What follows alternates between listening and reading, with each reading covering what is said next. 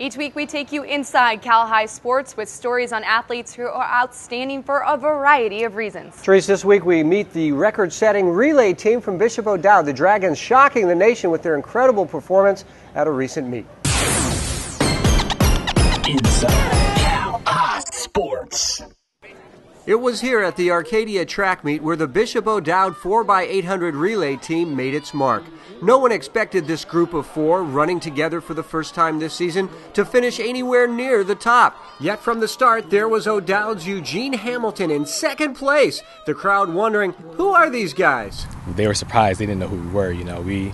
Last year, Bishop O'Dowd didn't do any work, so this year they were like, wow, Bishop O'Dowd, who are they? They started talking, so that was a very, very good feeling. Hamilton nearly took the lead as he handed off to senior Jonathan DeGroot, who made a bold move right away.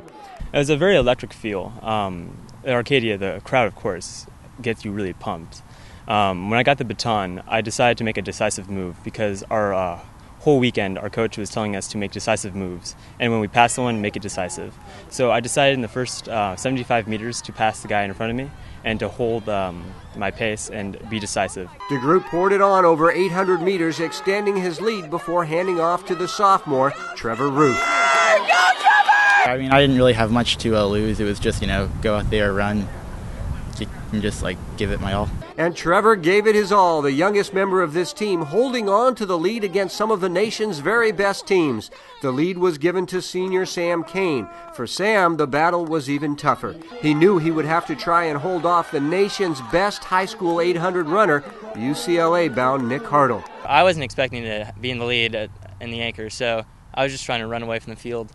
I knew there was a guy, Nick Hartle, who's going to anchor for Centennial. I knew he was a sub-150 guy, so I just thought I'd take it out fast and try to burn him out before then. For 600 meters, Sam held him off, but in the end, Hartle was too much. Still, the second-place finish for the Dragons was an all-time best for the school, putting O'Dowd at #1 in the state and #2 in the nation. A shock to the high school track world, but not to the Dragons themselves.